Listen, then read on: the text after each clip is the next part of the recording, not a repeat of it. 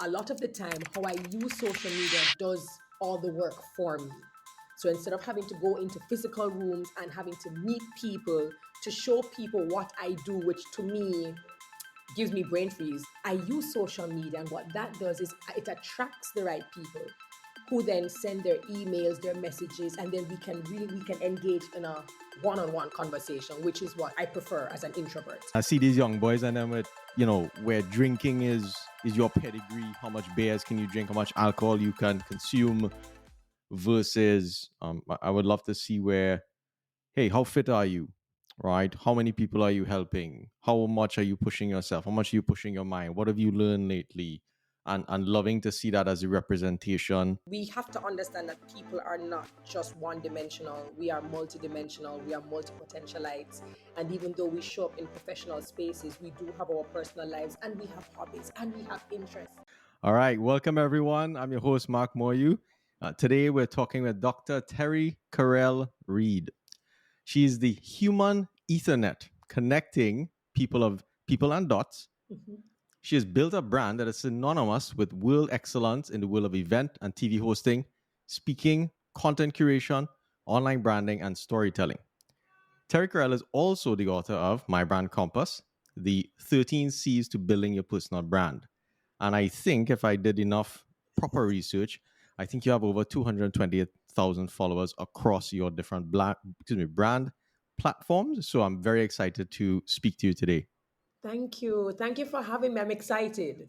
Caribbean tech pioneers. I don't get invited to tech pioneer, speaking platforms much. So this is going to be very exciting. Thank you so very much for having me.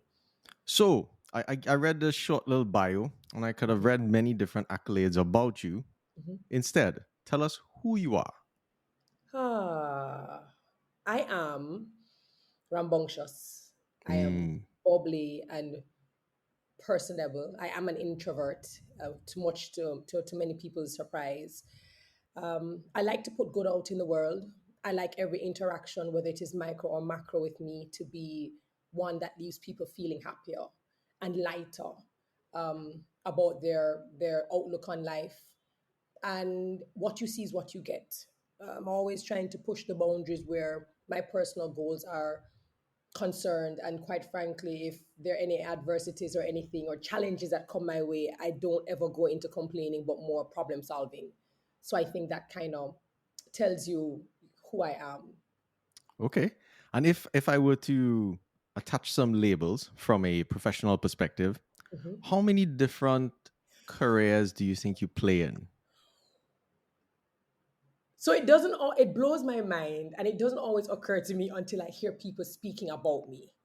And so, media and communications, media practitioner, event host, TV host, author, speaker, mother, advocate, Mhm. philanthropist.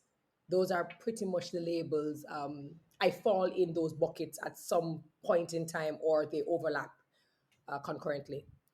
Fantastic. And I think one of the beautiful things about your career as an overarching work in your life is that you are living proof that you can do many things on a professional level and do them extremely well, Oh, which is exciting. absolutely, absolutely. And I think for most people, what it is, when they may go to my website, or they're in conversation, or they may ask me, more questions, or they may read a feature and they'll say, "Oh, for some people, I might be a beauty queen.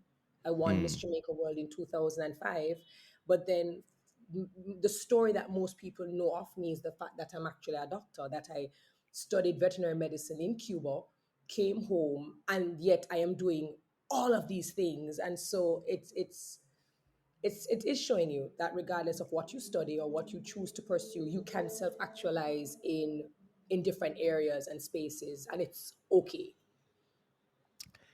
in this modern time, so here's my first question, okay?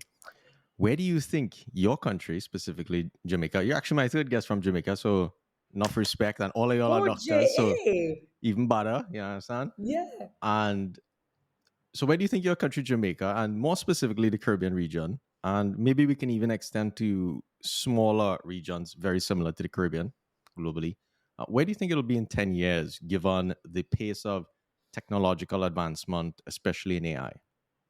Um, I'm going to say that I hope, and because I've been privileged enough to serve as an event host, so I'm in a lot of these rooms where the prime minister is a keynote or ministers are keynotes.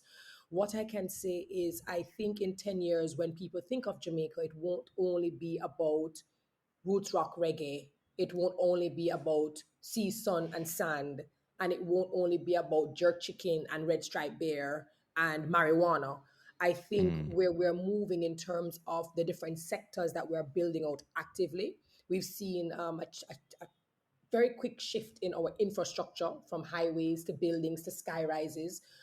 We've seen our investment coming to the island for things other than what I just mentioned, and I see where they're putting in active investment in technology, the area of science and technology, and how we can now become a part of the global market, not just from logistics hub standpoint, but exporting our talent.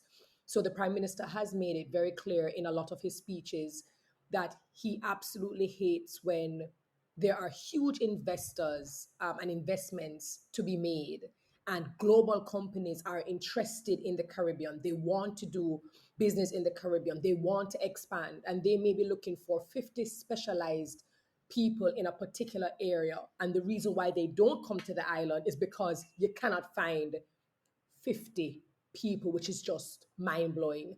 So I mm, think that there is this active strategy that is being put in place where in the next 10 years we will be exporting our talent, and it won't just be in sports and gastronomy, but in science and technology and logistics and more specialized areas that we don't typically do in our schools, or maybe areas that we've never even heard of, subjects we've never heard of.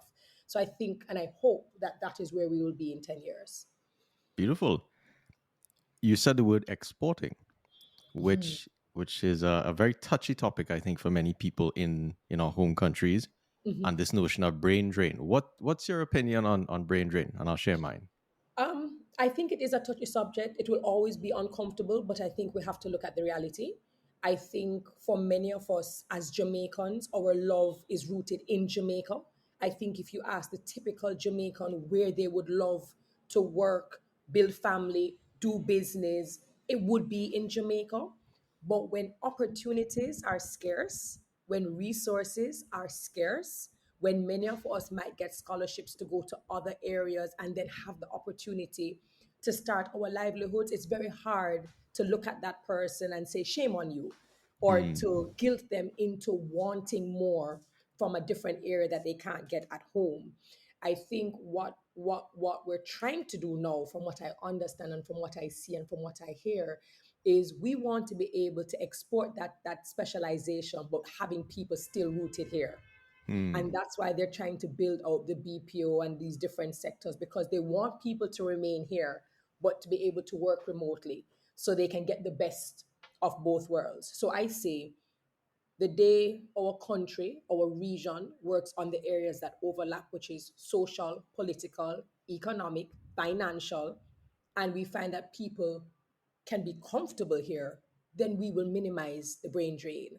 But as mm. long as there is inequity and inequality, people will always go in search of where opportunities and resources are. And so we need to start looking at the root, the cause, trying to fix that. And then, of course, we will fix the symptoms, which is people leaving. I see. Okay, so I'll share.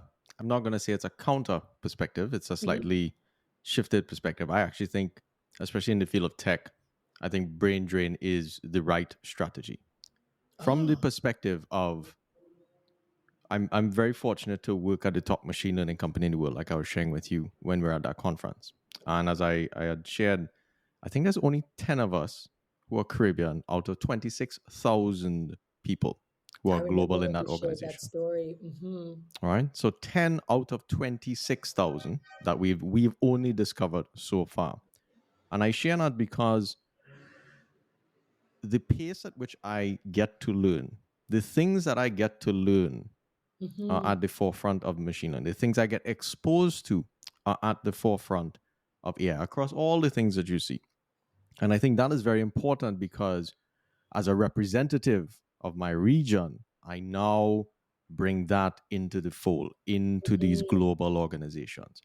So I to some degree see highly skilled brain draining, if we can label it that, as Uh-huh. an ambassador program where we go and we are like, to some degree, stealth warriors or Navy SEALs, whatever label you want to put on it. And we go there to represent and to Correct. showcase the power of our people, to showcase what our people can do, and to be global brand ambassadors for our regions. And I think the missing component in all a lot of the people I've interviewed, especially from Jamaica, they all want to give back. There Correct. is there is no shortage of, we feel for the people at home, and it's not like, yeah, I live in here, I sit on my couch, but you're real pressure for all down there, you know. Hard luck. You understand?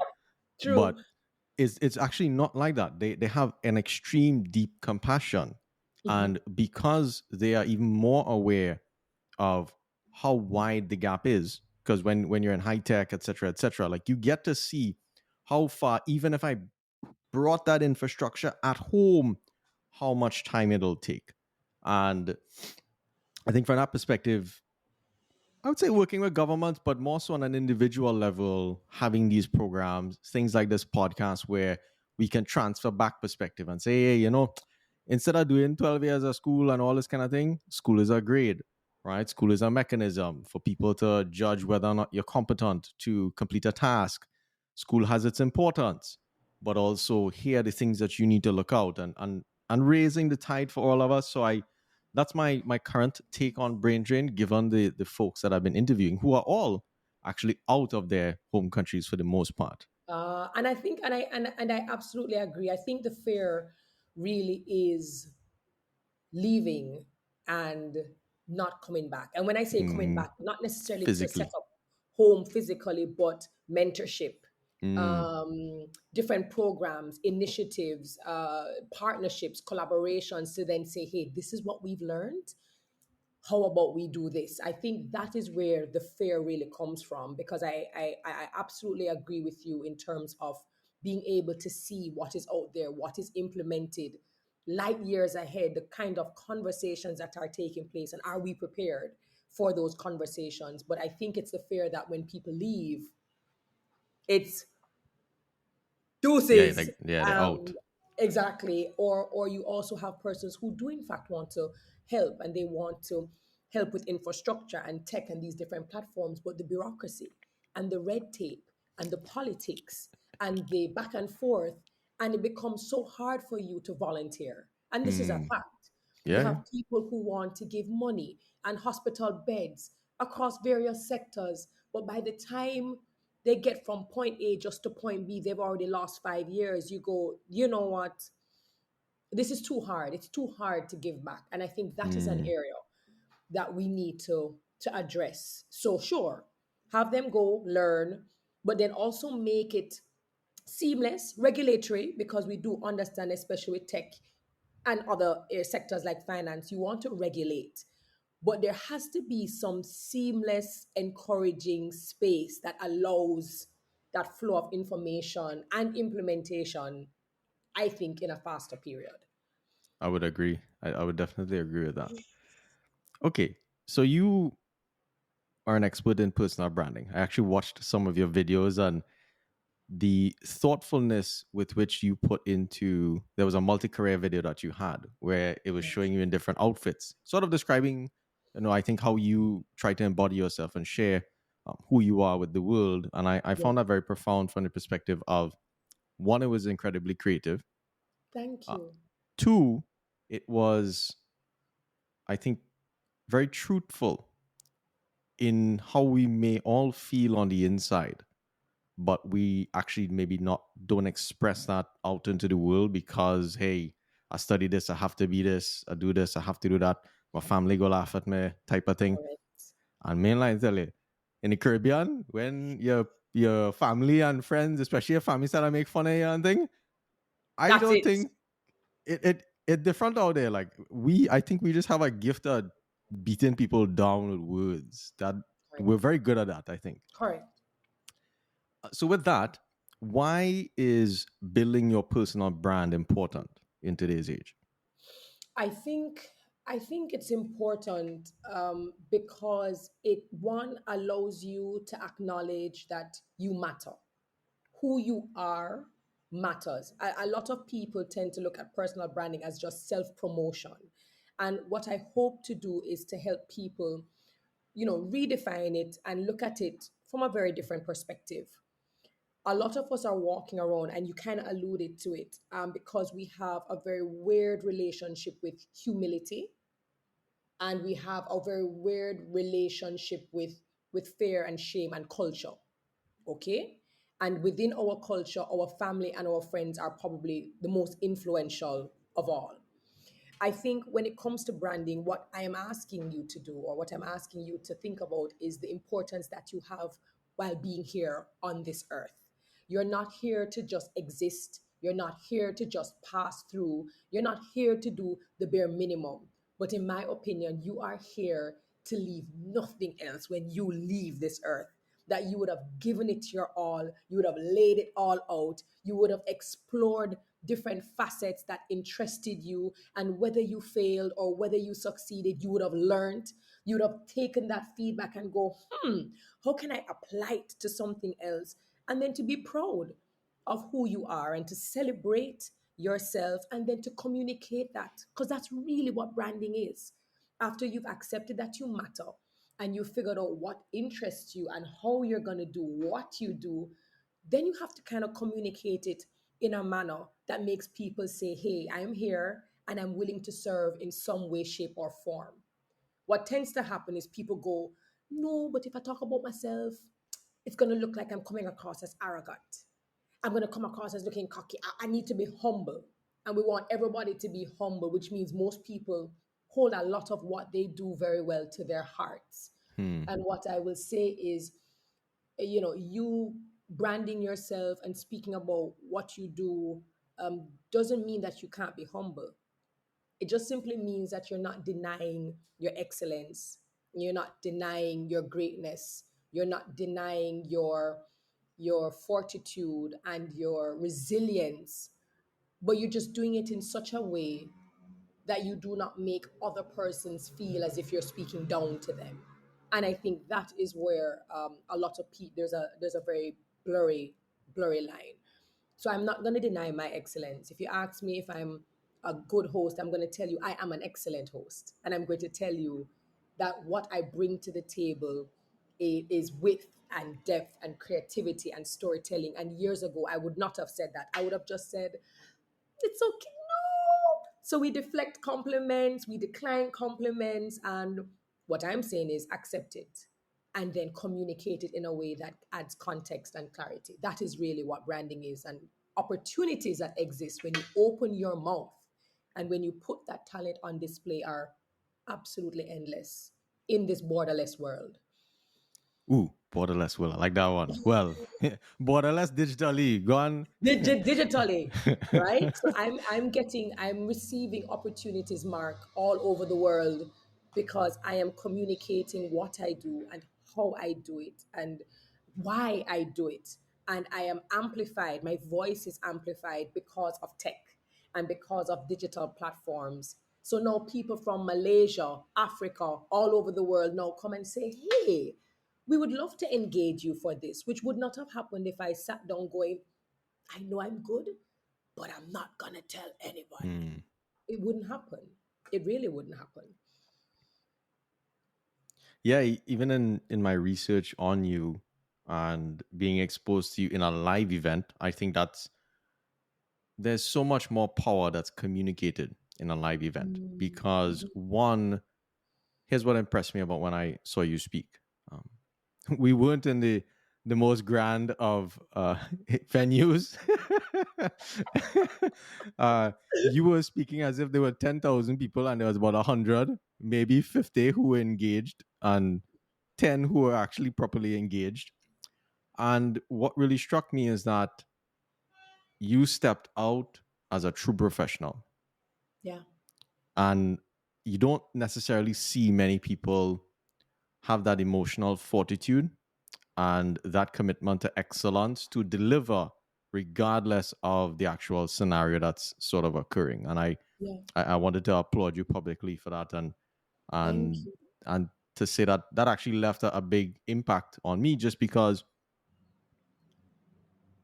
I think we devalue ourselves because we're in a smaller place, Mm-hmm. because we may not have the grandeur of these larger countries and institutions, and Mm-hmm. we belittle the value that we can add to the marketplace oftentimes, Mm-hmm. and maybe where we rank ourselves globally. And what I saw there, I was like, nah, this one bad, world class. The world class, you understand? No, I appreciate it, and it's interesting because whenever I do, and possibly that's why I love doing what I do. And you spoke about it earlier. When people get to see what we do on big stages, when we actually leave our islands and we perform in a very magnificent way, that people walk away going, "Yo, that's an islander, that's Caribbean." I wonder if there are more like that in the Caribbean. Mm, But I think one of the biggest issues that we have is that our excellence is predetermined, based on conditions. Whereas for me, my excellence is unconditional. My excellence does not shift based on how much you pay me. My excellence does not shift based on the role or the title that you give me. If I am a line worker, I will still outwork and outshine you as a CEO, because my excellence is not waiting to get to the title of CEO to then be on display. My excellence is not rooted in how many people are in attendance and how many people aren't. I've made it up to myself. I owe it. I owe it to myself to show up excellently, regardless. And when I do that, everyone around me benefit. They mm, just get the cherry. But when I leave a room or when I leave a space, I would have given you my all, regardless of what's going on. And I think if most of us approach life saying, "Yo, I'm going to be great regardless of what other people doing," if they don't want to operate on a certain level because maybe they don't like the boss, that has nothing to do with me. The relationships, interpersonal relationships, also will not affect how I operate and how I function. And I think that's what has been one of the, I guess, superpowers for me. And I guess that's what you saw, regardless of what's going on. Oh, I'm going to come and deliver because I owe it to myself and the integrity of my reputation yes. to deliver. Hmm. Okay. Okay. Okay. Mark is like, oh, Nah, nah. hmm. I really think. I really think. So we talked about personal brand and coming from an authentic perspective as a representation of your life, and I sometimes also think about it from the perspective of we are showcasing a path so that others can overcome their fear to pursue their own gifts, which I think is a beautiful thing, in terms of a trickle effect. But when should I start a personal brand? It started a long time ago. Okay. It literally started, and I think this is what is always interesting to me when I speak to university students and high school students. They'll say, "So what age or at what moment?" And I'm like, "Oh, you don't know you're a brand right now?" And the look on their faces, and I'll say, "Hey, if I asked you who was the class clown, would you be able to tell me?" And they'd say, "Yeah, we know who the class clown is." And I said, "If I asked you who was the most studious in the group, would you, who's the most reliable? Who's the one with integrity? Who's the one who's always late?" And they'd be like, "Yeah, all of us can pretty much." And I said, "Well, that's your brand." It's literally how people perceive you over a period of time based on how you show up consistently. And a lot of the times we are not conscious of it because we're just kind of moving through with the different phases and stages, and we're not necessarily intentional about how we do that. And so I tell people, you've already started. People have already formed an opinion of you. The Hmm. question is, when are you going to become intentional about how you show up? Are you now going to be careful when you're posting that photo or video? Are you now going to ask yourself, hmm, could this send the wrong message? Could this be Okay. sending mixed signals? Is this congruent with what I say and what I do? Are we being intentional? Because we're already brands walking around the place. We're just not intentional about it, I think. Interesting. So I've heard you say the word intention a Hmm. lot. Um, but here's a quick client, what you call it? I'm going to act as your client, and you're Yes, helping me, my personal brand. So here's a yes. challenge that I have. I'm very big into fitness, Hmm. I know. and which means showcasing to some degree the results of fitness is might be showing half naked pictures of yourself. Okay. And I think I've struggled with that for many years Hmm. from the perspective of this is, fitness is such a huge part of my life because I've seen it, save my family members' lives, etc., And etc. transform. Hmm. So I take it more from it is important, especially for parents to teach a child to live long. That is in my mind the core responsibility of a parent, and they do that by embodying it in their own life, and by putting themselves through uncomfortable situations to keep their body strong, etc., etc. But yeah, I think in terms of my own launching of a fitness brand, and as I charge this path in my professional career, I become maybe more exposed, more public, and then people will see, by oh, Dr. Mark Moy, oh shit, I have nigga picture any man over there. Yeah, so none. I I think I sometimes wonder when maybe authenticity sometimes is too much for Hmm. traditional I'll call it the corporate world. Yeah. What's your thoughts on that? I think it's moderation, and I think it's balance, and I think it can be achieved. Going back to what we originally, we said earlier, is that we have to understand that people are not just one dimensional. We are multidimensional. We are multi-potentialites. And even though we show up in professional spaces, we do have our personal lives, and we have hobbies, and we have interests that we pursue, and that could look very different to different people, especially in the corporate area.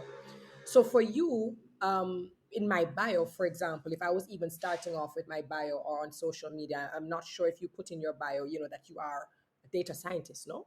I do, yes. Right.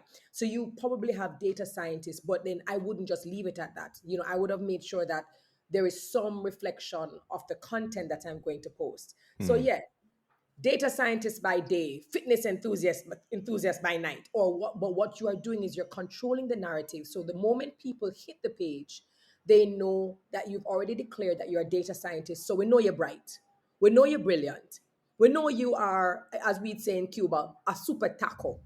But then you are a fitness enthusiast. So then I expect to see you in Hmm. the gym. I expect to see you working out. What happens is that when we have sterile profiles, or we come across as this one thing, this one professional, one career person, and then all of a sudden somebody scrolls and sees you in a swimsuit. How is this here? It's because maybe if you had added in your bio, I am a chartered accountant, but I'm also a beach babe, everyone would understand, okay, when she gets time to decompress, she's gonna go on the beach. So there's an expectation that you're already putting it out there. So when people come across it now, there is no shock and there is no awe. Secondly, I'll always tell people that the art of storytelling is dead or dying, Hmm. because people either don't believe in writing long captions, or they think, oh, people are not going to read your caption, so they don't bother. And I think what that does is it allows people to interpret what they want to interpret.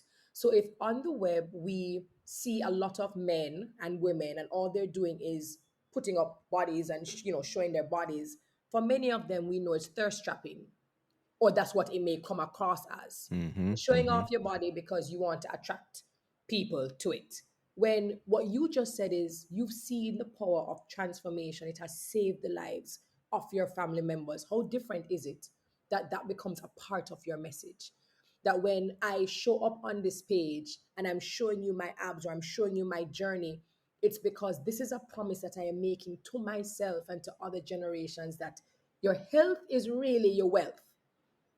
At the end of the day, I can't even be a data scientist if I am not healthy. Mm-hmm. And so the question that I ask persons is your communication, that is your content and your captions, also delivering a story that makes people go, wow, I'm inspired by this, rather than going, and being Judgy James. I So see. a lot of the narrative we have to control. And then what happens is that people follow our cues and we take that for granted. Hmm. Okay. Yeah, I think one of my missions, my silent missions, is to to change the default image, especially if a Indian come from Trinidad, dal belly Indian, and I see these young boys and them with, where drinking is your pedigree, how much beers can you drink, Correct. how much alcohol you can consume, versus I would love to see where, hey, how fit are you? Right? How many people are you helping? How much are you pushing yourself? How much are you pushing your mind? What have you learned lately? And loving to see that as a representation of our people, not only how much we could drink, how much we could lime, how much we could wine. Like our hips are very, loose, but I think there's more to us than the amount of rotations our hip can go through to some degree. Absolutely. Absolutely. And I think you do have a photo, though. You do have a photo of I think it was you in 2009 versus you in 2020, for example. Mm-hmm, mm-hmm. And that is not just a physical transformation. And that's where people always talk about my captions, right? Yes. I always storytell in my captions. Mm, There's so many lessons and so many takeaways from that one photo that goes beyond just fitness. But we're talking about this mental stamina. We're talking about consistency. We're talking about doing this thing whether you are motivated to do it or not. People feel like you're only going to things when you're motivated.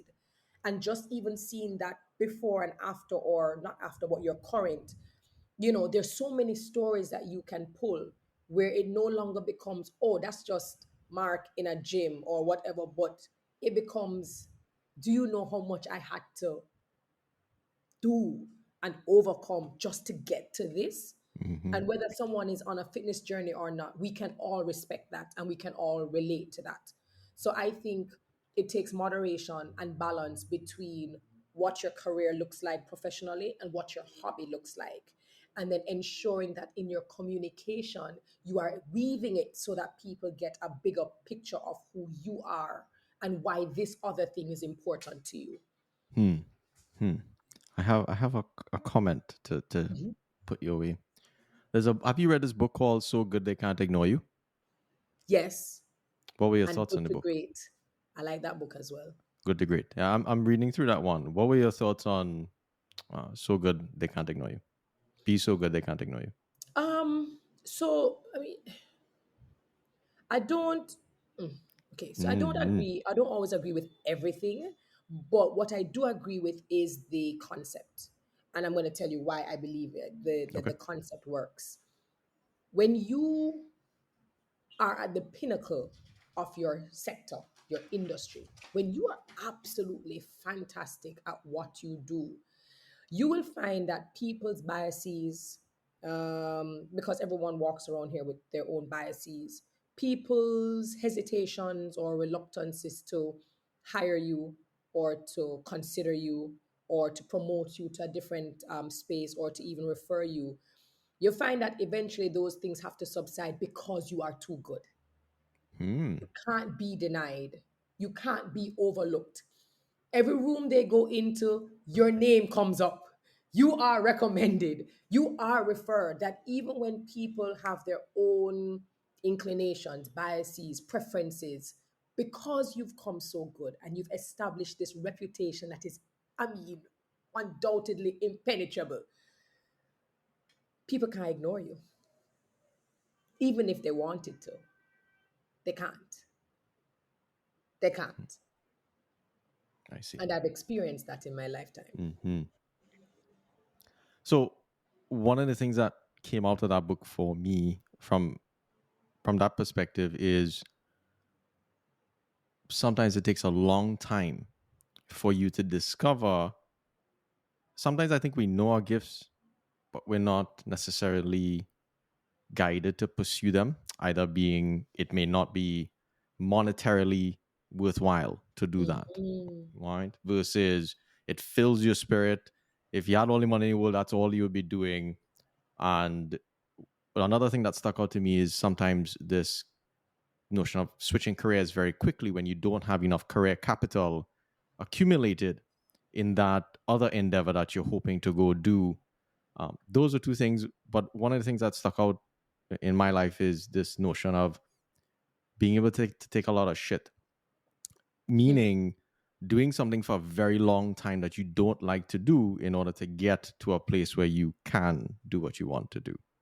Um, and the two examples that I'd highlight based on what you shared was I don't like school. I have a PhD, and for those that know me, they know that I don't care about school. I value its importance in sort of the system itself and what it Mm-hmm. can do for others. In addition, fitness. I don't like working out. I really don't. There's you learn to endure pain over time, but it's a very painful activity. Yes. And if you're very intentional about it, you have to continuously apply more and more pain to your body, to your mind to continuously grow, if that's sort of what you're Absolutely. seeking. So Abs- I think this notion of enduring, like you just said, mental stamina, physical stamina, but inducing stress onto your system in addition to doing something you might not like for a while to get the opportunities. Can you share your perspectives on that? First of all, I thought they were brilliant examples, and nobody likes to hear this.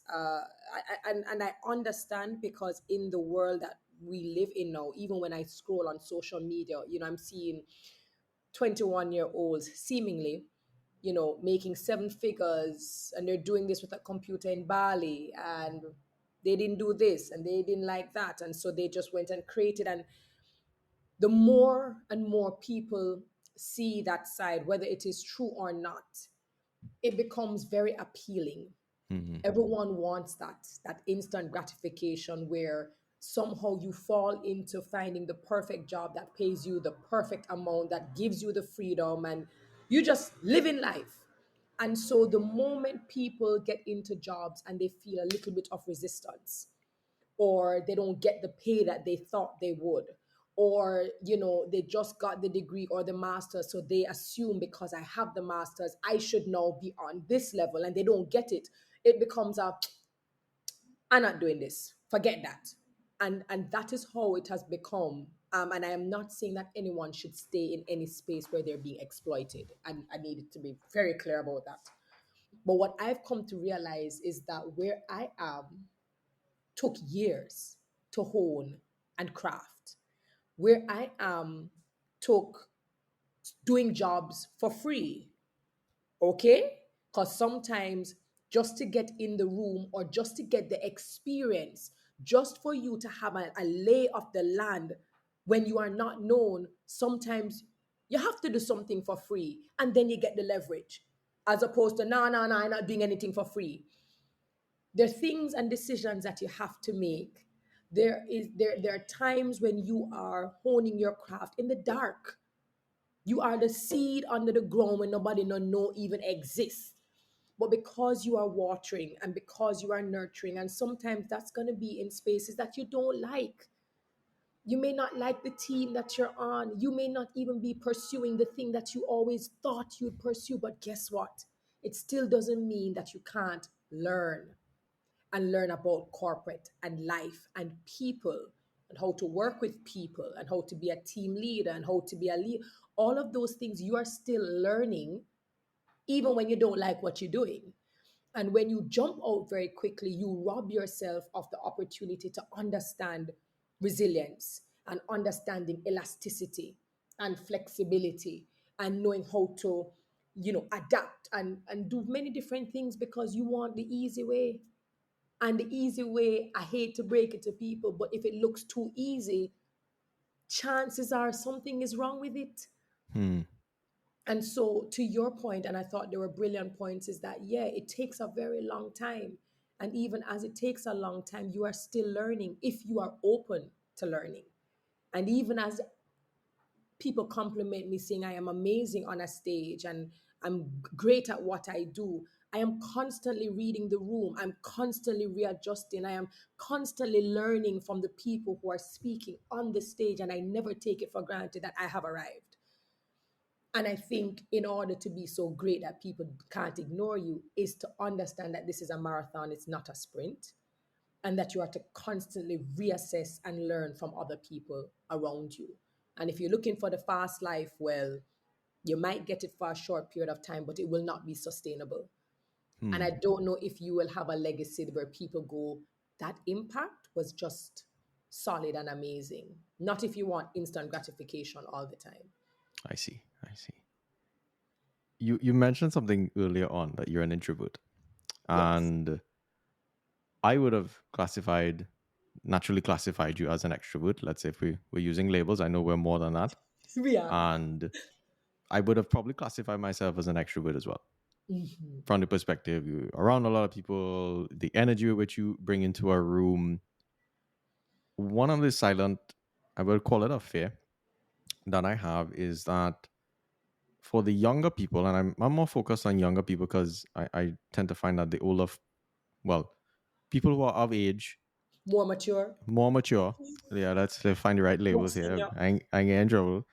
Uh, Tend to have that fixed mindset versus Mhm. the flexible mindset. Correct. And what's your advice to someone who does align more to an introverted label Hmm. and this notion of sharing who they are publicly Hmm. is not one easy for them. Two, I think is sometimes I've seen people who are more on that side. It's very difficult for them to share, and it's not. Yeah, what would you say to those folks, especially younger women That's a as well? brilliant question. That's a brilliant question. I'm going to answer it two ways. One to the introvert and one to the more mature or the senior leaders or the decision makers or the hiring managers, because this is a cultural thing where it is deemed that the person who is louder than life, larger than life, is the one who's affable and amicable and personable and bubbly, and everyone is attracted to that person. Automatically, it means that that person is the better worker or the better choice, and that's a default. And what I want to do is I want to challenge the persons who are team leaders, supervisors, senior managers, executive managers, to understand that great performers come in different packages.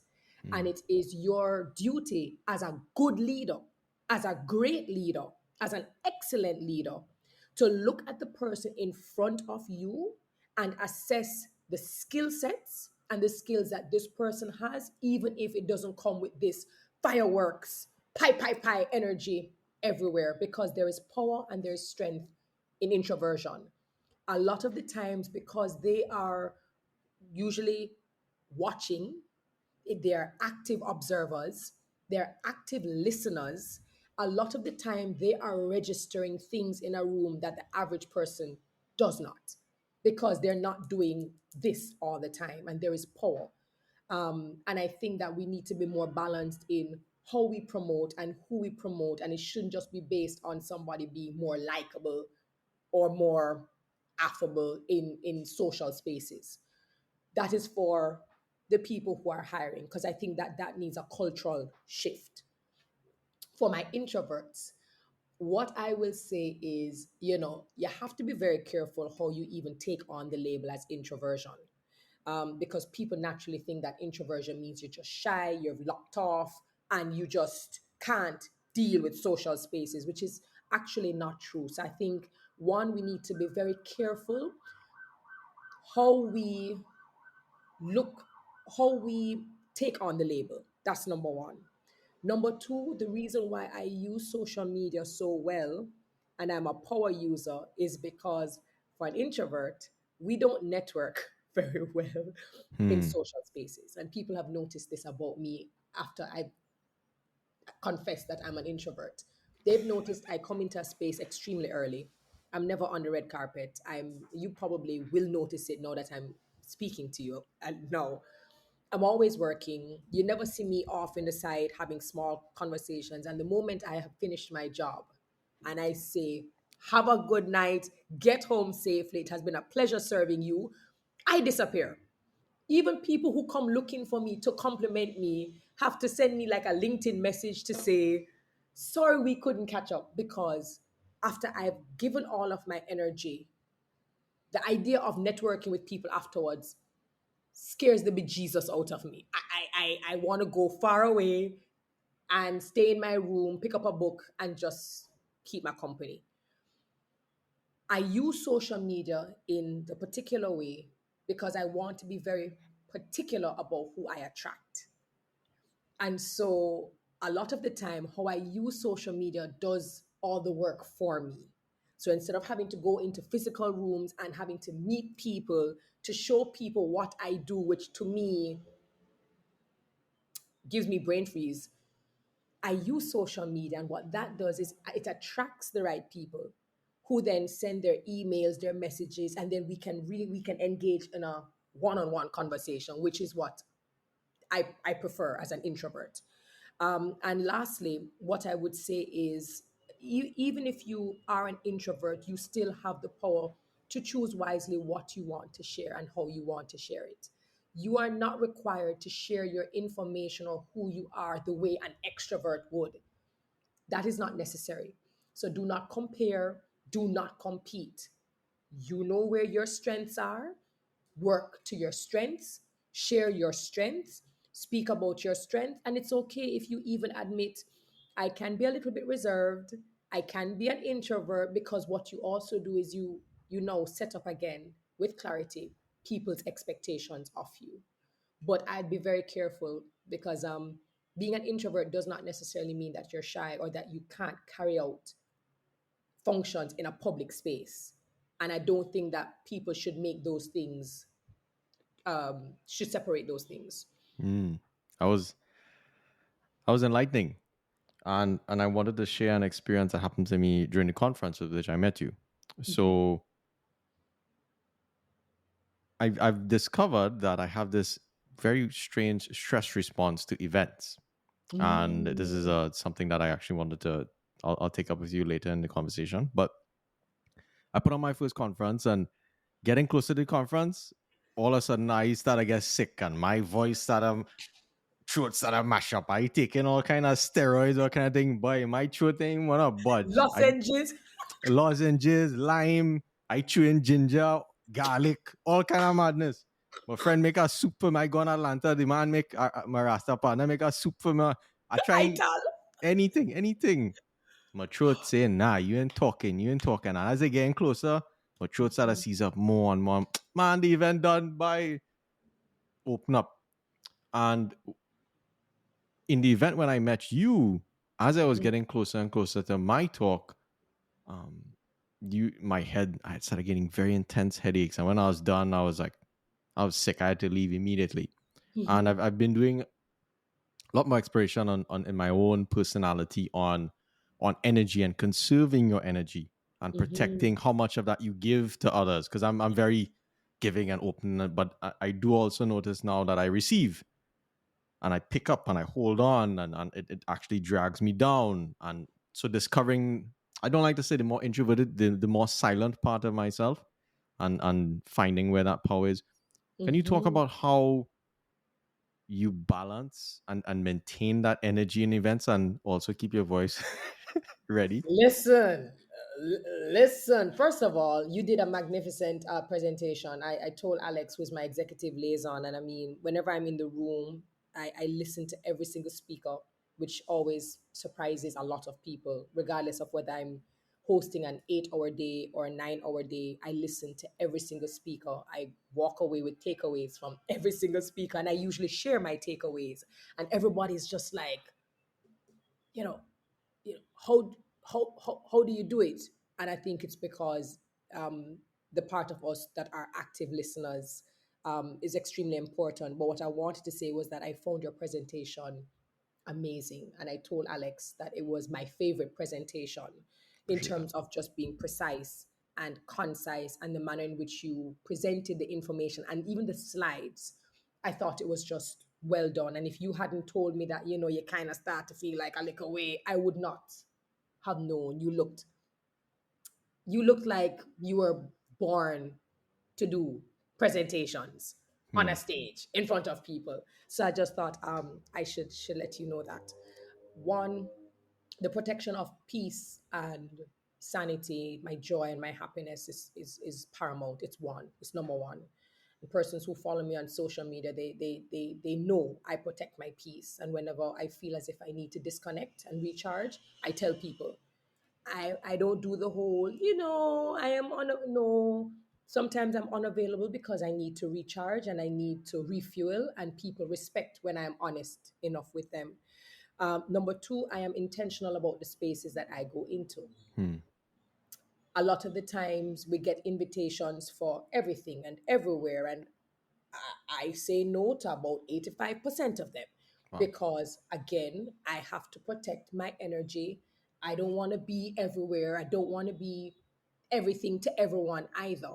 And so for me, I tend to stay home a lot. Or I like more intimate settings with my people, my core that I know we're always pouring into each other. Because I do find that social settings drain you because so many people want to have conversations, and then when you get home it's just like, oh my gosh, what just happened? And then when it comes to the events that I choose, I'm even more particular about the events that I say I will be a part of. And I think that's because we all should be intentional about our associations and our alignments. And when you become the host, for example, when I become a host, I become the face and the voice of that event. I become the face and voice of my client. And so I need to ensure that this client or this particular objective of this event aligns with my personal, my principles and my values. And so when I'm intentional and very particular, what starts to happen is I niche down, which actually puts me in spaces I want to be in, not spaces that I have to be in. And that can Hmm. be very instrumental when you're trying to protect your peace and your joy and your sanity and your energy. And so I get a lot of freedom in choosing the rooms I want to be in. When it comes to protecting my voice, what I typically do, especially this is something you are going to have to do a lot of, I do not plan back to back. So if Okay. I am doing an 4 day conference, for example, which I've done many times, I've done a 4 day conference. I'm going to take days to allow my body to rest. So Hmm. I'm not trying to do all the events back to back to back to back. So I try to balance it out. If I do a full day, that's a lot on my voice. I want a break, and I would probably do an event that's a 2 hour event to not have That long, strain. that exactly. And during the event, you will typically see Alex bring a little cup, and the little cup usually has honey. And when I go back to my hotel room or wherever the accommodations are after a very long day, or I am going to be doing my lozenges, sucking on my fisherman's in fisherman's what's it, fisherman's friend. That's a lozenge that we use here in Jamaica. And Buying that. I have my honey, and that is how I manage my and I don't do any talking. So after I have long days, which is going to be important for you to know as well, is after a very long day of hosting, I go in and I do not communicate with anyone, because if it's a 2 day conference or a 3 day conference, I have to maintain the quality of my voice. And so that is something that you have to manage for very long processes during the day and over a period of time. Hmm. So That's moderation always. that's some fire advice. I think this is Free probably, consultation. yeah, free. This will be the weirdest question, and I can guarantee you have not heard across all your interviews. Let's see. Let's talk about bladder control. But I know where you're going. That's a skill. That is a skill, and it is a skill for you to have even noticed it or figured it out or observed it. That's pretty interesting. And I'll share the perspective that I'm coming from. There is the balance between, I've learned in my events that I've been doing. There's a balance between hydration and release. So how do you find that balance? Because if you're not hydrated and you're talking the entire event, that can have significant effects on you. Like in my 2 day conference, my 3 day conference, the second day, I was about to go on stage and I literally couldn't go. I literally had to go to the hotel room because I passed out Really? from dehydration, because you're just running, you're going, and I wasn't Correct. very cognizant of that, right? Even in Correct. the event that I came with you, usually I fast in the morning, so like I'll eat at like 11 o'clock. But I learned that, hey, coming into these events, this is like a legit physical activity, so I need to actually fuel my body coming into something like that. Absolutely. Great, great, great question. I've never had to speak. In fact, funny enough, as much as people ask me how I do what I do, and I see even more youngsters wanting to pursue event hosting because of what they see me do, Mm-hmm. funny enough, it's never these questions that I get. I get the public speaking, I get how do I, choose my attire, how do I research, but this is actually quite fascinating what you've asked me. Um, Number one, you made a brilliant point, and it's a point that a lot of people underestimate, including clients. It is a physical job. I can't count how many times I go upstairs and I come downstairs and I'm in heels and I walk across, and I'm always paying attention, and I'm always on point if anything has to be done, if an announcement has to be made, if there's a change or I feel like there's a change but my client is not getting my glance, I have to walk over to my client. I you are never, well, I can only speak for myself. You are never not moving. And a lot of the times when I go back to my house or I go back to my hotel room, physically, I can feel my legs, my calves, the sides, my back. I can feel the tension from that physical work. So, number one, rest is extremely important, especially when you're leading up to an event that is going to take a lot out of you. Whether you're a pro or not, it is physical and we underestimate it. And so, for me, rest is extremely important. Number two, when it comes to hydration, it is absolutely necessary. I drink and I urinate. Well, sorry guys. I mean, if it's too much, We urinate, but yeah. I do that. I release before I get to my event. Hmm. And I do that because for me, a lot of times, again, I am usually doing very high level events, panelists, moderators, things are being shifted, keynote speakers, all of this. If I leave a room for a second, or this is how I feel, I can lose a lot of information or Mm-hmm. something that could have been critical or pivotal, or something happens on the stage, and when everyone looks for the host, You're not she's not there. around. What Hmm. does that look like? It has never happened to me. So I hydrate and I release before I go into my space. Hmm. Typically, I do not drink for the first hour, to be very honest. Know that Okay. you're asking me to kind of drill down. I will take a drink during the coffee break Mm-hmm. and Mm-hmm. release during a coffee break. Gotcha. If there is a speaker, I also look a lot at my time. So if I know that there's a speaker who has 45 minutes to speak, I will slip out if I have to. Mm-hmm. But generally speaking, I drink maybe 2 to 3 times for a very long conference. What?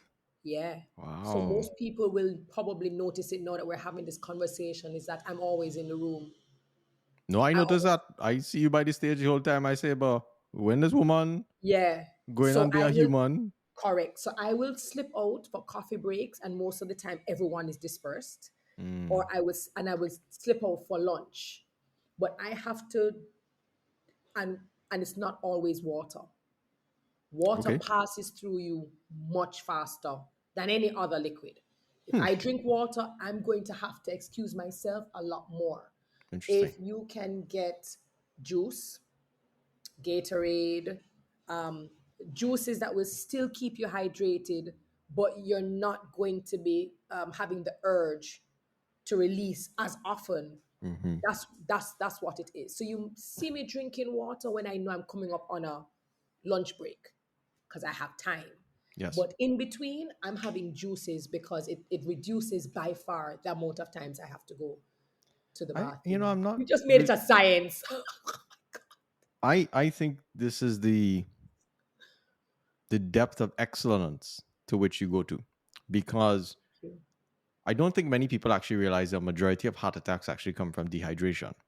Mm, So when you're dehydrated consistently, your blood is thicker. Your heart yes, has to pump harder to push this thick fluid through your body all over. Hmm. all the time, all the time. And I see that a lot in corporate America. People just sit down in a meeting for hours and they wouldn't drink anything, and not Yeah, necessarily realizing that inherently they're putting a lot of stress on their hearts. for sure. So looking at you as an athlete, I look at you as an athlete because I don't see many other people embody as much of their body into their speaking craft as I Mm, see you do. thank you. And there are many moments where there's a burst of energy and there's a burst of energy. And you consistently do that over a long period of time. Period of That's time. one. Two, another thing I think most people don't pay attention to is the actual caloric expenditure of your consistent mental focus and how much calories that is consuming Absolutely. during the day. So it's I'm personally taking notes because the next event I go in, it's me and Gatorade. I watching for when I go in the bathroom there, because Yeah, yeah. Your timing is everything, and what you. So I prefer water before. Fine. hmm, During, I'm always going to be drinking some kind of juice, and I appreciate your I appreciate what you just said. I really do. I think even over the years, I underestimated what I did and what I do until people started saying, how is this physically and mentally possible that we are sitting as attendees and we are relaxed and we get to go out and come in and we are already busted by 1 o'clock. We hmm, still have 4 more hours left, and you are just still on point with the takeaways, the announcements, and it comes with time, and it comes with finding your rhythm as well, hmm, which is something that is extremely important, to not present the way you believe people expect you will, but to find what suits you best. Because when you find your rhythm and your momentum and what suits you best, you operate from a place of comfort and freedom, liberty, where you are not afraid to run a joke and to throw back your head. And that's the kind of host I am. yes, Whereas, probably, if I thought there was a particular way in which I should present, half of the things that you experience as an attendee, where I'm concerned, you simply wouldn't. hmm. I think until I saw you speak, I follow a lot of motivational speakers. That's just been critical to my own mental strengthening over the years. But Mhm. until I saw you speak, and I've seen other top speakers like Tony Robbins, etc., and recognizing the physicality of that particular craft, and in addition, can you talk about the importance? I think when people think about event, oh, you're just an event host, yeah, coming on, yeah, announcing some people, and yeah, you're reading off a little thing, Like a keep everybody, housekeeping thing. yeah, you understand. But I've come to appreciate it more as a very, to some degree, almost sacred act in terms of you are commanding the energy in the room. So can Yes. you talk about what you try to make people feel when you Mhm. host an event? Beautiful. Very, very beautiful question. I think once upon a time, that's what event hosts were. And Hmm. again, I'm speaking about my standard. I'm not saying that my standard is for everyone. But once upon a time, an event host really came in, and you kind of set the ground rules, you set the housekeeping, and you just said, up next is so and so and so. And you kind of keep it very sterile, that's my word. Keep it moving, you get the job done. But I am a feeler. Hmm. I feel people. Um, I experience people, and I live for experiences. And that's why I go back to I'm in the room I want to be in, because I want to feel that and I want to be a part of the experience. And so for me, when I go on the stage or I accept a job, I'm not just accepting it as an event host. I am. the experience. And if anybody wants to take up hosting and think that you're going to separate what you do from the experience, then you are probably not in the right space. I am the experience. And I am there to make it everyone's worthwhile. Number two, it is never about me. Even though I am the face and the voice on that stage and I'm commanding everyone's attention and I'm engaging everyone, it is never about me. It is always about the audience. And it is always about whether you are meeting the objectives and are you making the deliverables that you honored to do on Hmm. behalf of your client. So I can do anything I want to do on that stage because I am not afraid of how I look. I know I am meeting my objectives and I know that I'm creating an experience for other people. Number three, and probably one of my biggest differentiators, is I always ask who's in my audience. I don't care if it's one Japanese person in the audience. If I find out from the registration list that there is a Japanese in the audience, I am going to come in and I'm going to say Yokoso, Konnichiwa, because I understand that language is tied to culture, is tied to pride, is tied to the heart of who people are. And so if I speak and I say Yokoso, I am telling that person in that space, you are valued. We see you as a minority in the entire crowd. Mm-hmm. And my clients never expect this. No one ever knows what I'm going to do. They kind of tell me their objectives and they leave me. And so imagine I go to the Caribbean Investment Forum in Trinidad and Tobago, and in that audience, we have Suriname, Holland. We had so many different people there. And I asked, how many nationalities are there? And I greeted every single one of them. Some languages I am more fluent in, some I might have just learned Korean because there's a Korean and it may not sound as smooth, but I'm not afraid to sound stupid in speaking to someone's heart. Hmm. Because Nelson Mandela said it. If you speak to a man in a language he understands, then you speak to his head. But if you speak to a man in the language he speaks, you speak to his heart. And that is something that I find has always made people go, I've been acknowledged. And nothing is better as a part of an experience than making your attendees feel acknowledged on a cultural level. And research. My superpower Hmm. is my level of research.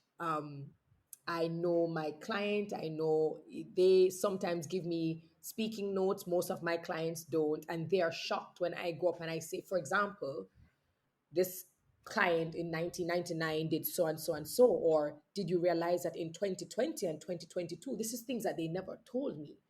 But if I'm going to honor you to be your event host, I also understand that it is my duty to educate and inform and advise and connect all the dots of why we are here.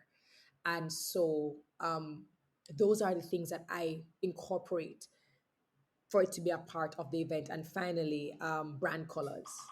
If you invite me to host your event and your brand colors are red, I am going to come in red. I am going to come in blue. Whatever your brand color um, is, I am known for finding outfits with the exact colors as just an add on, a value added to show that I acknowledge again the importance of your brand and I've incorporated it in how I present myself. And this is why I have to be particular about the events I choose because when I go in, I go all in. I immerse myself. You're bad, you know. You're bad. You're bad. You're bad. I think as a student of greatness, as a student of people who really master their craft in this conversation so far, I'm picking up so many things in the details that you go to. And even last night about 1 o'clock this morning, there I was like, yeah, I gotta do my questions in the morning and I doing my research and I watching all the videos. I say, boy, you didn't realize who you're interviewing. What happened to you if you come and you didn't bring, you know, and if you didn't do your research, it's real, real thing to catch. No, But so your so questions far, are amazing. I'm definitely enjoying the conversation. Thank And you. Yes. some of the things that I think are very important for people in the audience, and a hallmark of Caribbean people, I think to some degree, is the energy with which we bring into a room. Hmm. Can you speak about how you manufacture energy? And I use that word very intentionally because to me it seems manufacturing. How do you manufacture energy when you walk into a room? I think from the get go, when I walk into a room, or before I even walk into a room, I walk into a room knowing that I belong there. Hmm. And with Hmm. that, there's a power in that. A lot of us walk into rooms still doubting our purpose and our reason for being there. When I walk into a room, I already walk in knowing I belong here. And I think that already sets my energy up for what I'm about to do. When I also walk into a room, and the reason why I go early is I hear conversations, I see people coming in, I get a good lay of the land. And automatically, how I also manufacture my energy is I start thinking about the stories that align, or the stories that can be relatable, that can be engaging, that can be funny. And that's because a lot of people don't expect it. They expect us to start with the good morning, welcome, and you just roll on. You just kind of roll in. Whereas I always think about the stories and how we as Caribbean people always have a particular thing that we can say that gets people nodding. You see people nodding, you see people. I start to formulate in my head how I'm already going to open up for this particular event. Whether it is a story that I have experienced, or is it something that I heard or read about, and I build a story and then I say, and that is why we are here. Welcome to so and so. And so my energy, and already, so that's a second part which comes with how I host. And the third part is I protect that energy for the entire time. Hmm. So you will realize that stay by the stage and I'm constantly listening. I'm constantly formulating. I've gone to events where they have me, they have a seat out there for me during lunch, and I can sit with the CEO and everything. And I'm like, nah, I'm good. I Hmm. stay in my space because in my space, I'm always focused, always churning, always connecting things and going, I didn't realize that Mark had said that earlier, which I never spoke about, but I'm going to figure out a way to weave it back in. And that is how I maintain my energy. I'm not flitting about all over the place, trying to talk to everybody and meet everybody and try to get more work. I'm so calm, I'm so focused. And every time I go on the stage, it is a joy for me to Hmm. express and share. And because I look at it as joy in this exchange, and it's not, oh God, it's a duty, you see that energy all the time because I'm excited about what is being said, or I'm excited about the prospects. And so what you see is actually sheer joy, unadulterated joy while I'm I on definitely stage. feel that.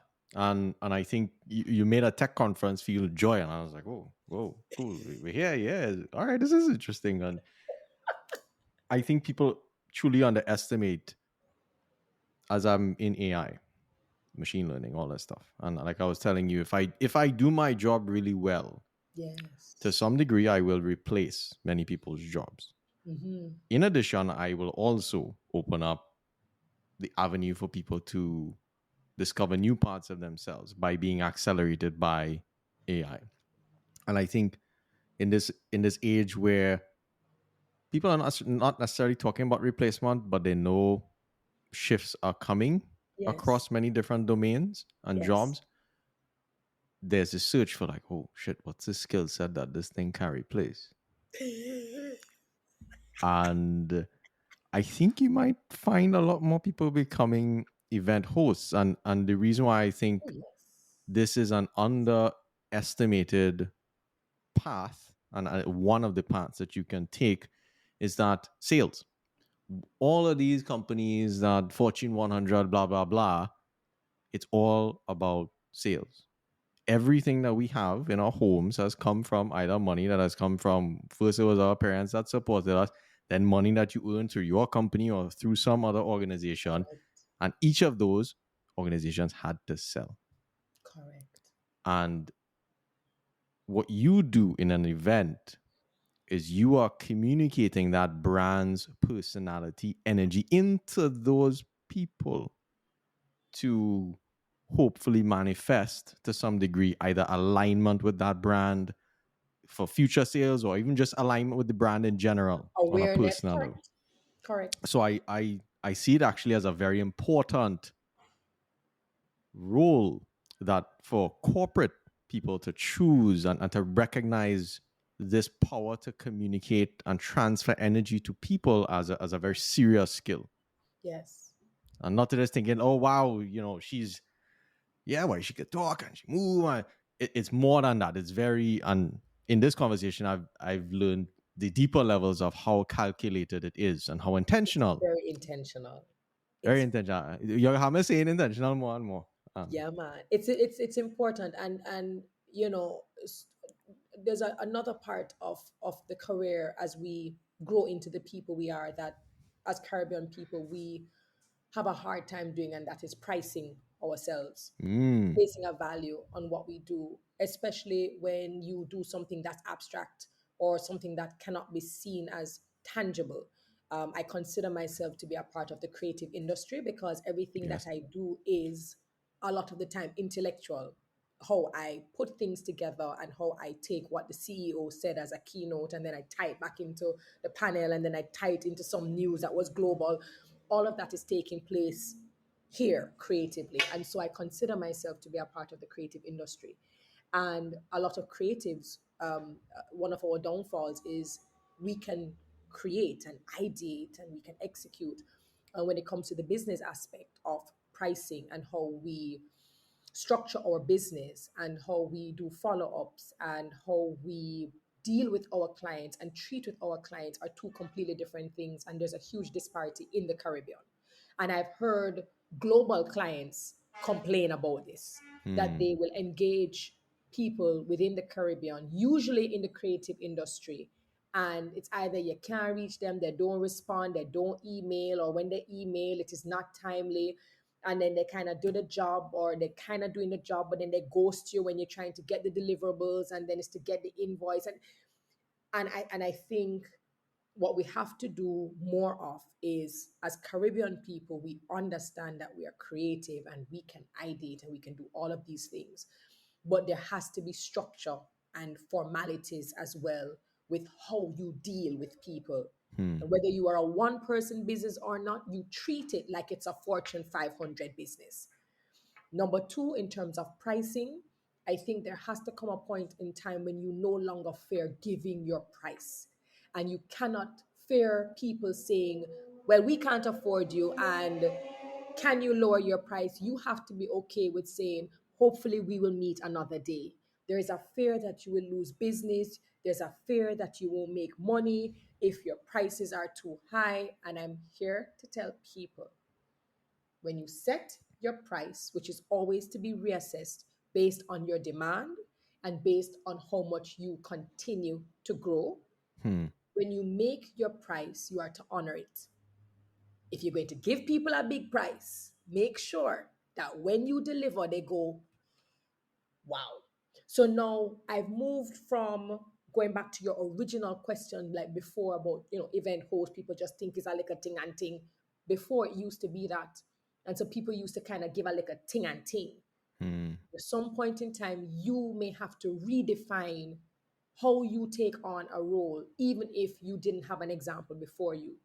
And that means that you now have to come up with a pricing structure. And I'm here to tell you that there are clients who will change their dates.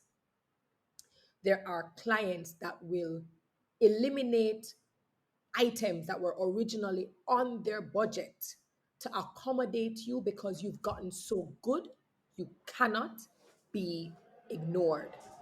But if you want to still go and kind of play with your gift and, boy, maybe they're not going to pay me this amount, then they won't. They won't. And so, what I want to see, if there's anything else that comes from this conversation, is that as we continue to hone and improve and reach that pinnacle, our pricing structure must reflect it. Because what we don't want people to feel is that they can get the best for little pittance. We don't Mm-hmm. want that. And there are people who pay foreigners to come in to speak, and they're paying them 10,000 US, 15,000 US, 25,000, 150,000, and you are a powerhouse speaker and you still trying to figure out whether you want to speak for free or not. Make your price, stick to your price. Those who can't afford it, they're not your target. The ones who can afford it will honor you, honor Hmm. your value, and you will then attract more people like them.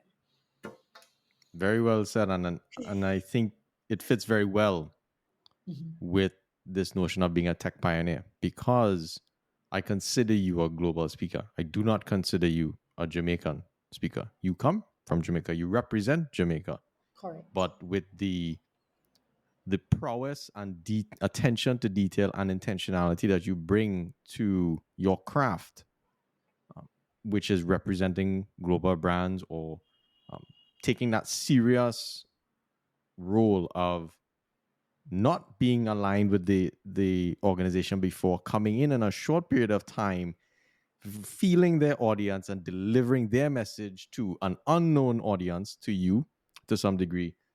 I think there are many facets of that are quite fascinating, and I think definitely you'll see people start to pay more attention to it when they have a part of their work is gone and the boss say, well, I didn't really need you, so Yeah.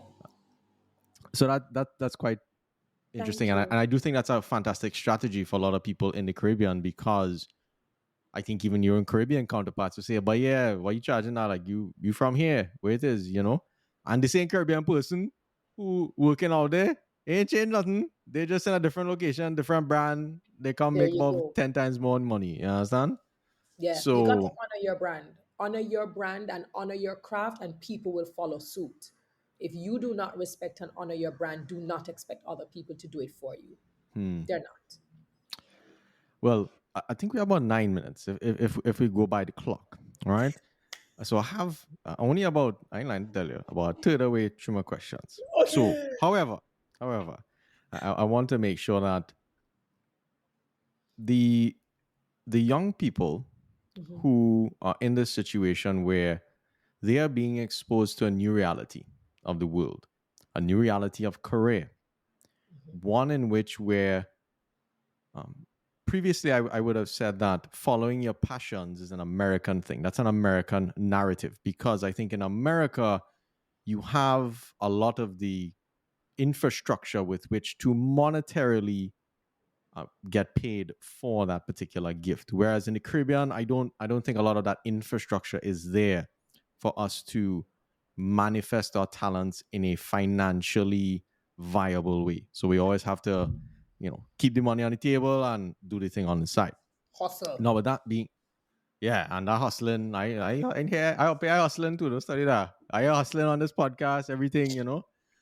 And I think there's to some degree value in that, but oftentimes the strategy changes. So, what would you say to a young person at home Mhm, where their family is seeing one view of the world, they're being exposed to a different view of the world, they don't necessarily have a lot of the financial mechanisms with which mhm. to make a life, you know, a fruitful life for themselves? Because as I look at the economies in the region, I'm like, what jobs people going to school and coming into, and I'm like, is that the infinite jobs? Like we keep churning out students to like come into this job market. What job market are they coming into? And Right.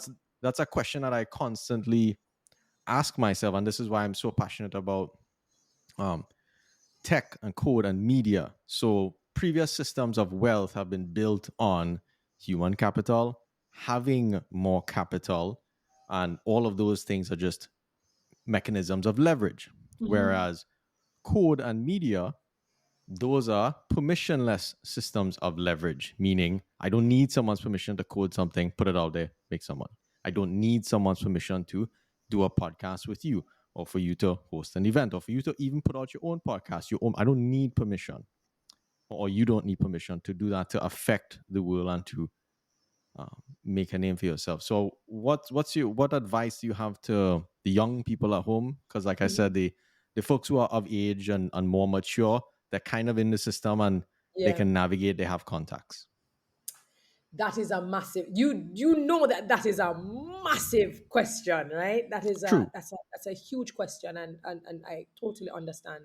And even culturally, I've met youngsters who have had to go to school to study medicine because their parents literally told them, if you're not studying medicine, I'm not paying tuition for anything else. I've literally met so many students who've had to go and pursue careers that they had no interest in, but their parents just kind of said it's either or. Um, this is a rough pill to swallow because of the Mm. narrative that you spoke about, where everyone just kind of said, follow your passion. But I think it's important for us to also understand our realities. I think it is important for us to do what we have to do with what we have right now. And hear me out.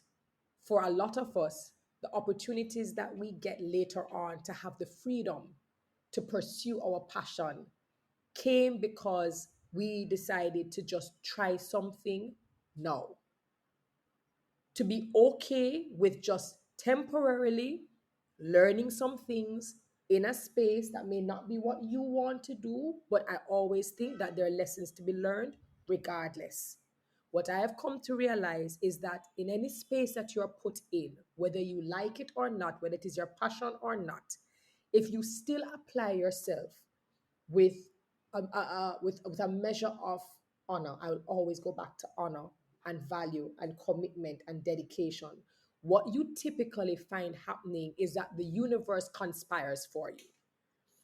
What tends to happen is doors and windows and little hole in the ground starts to open up, and you start to get exposed to other people, new spaces that expose you to things that may align to your passion. It may actually help for you to get on that trajectory, or it could actually expose you to something that you didn't know is in fact your passion.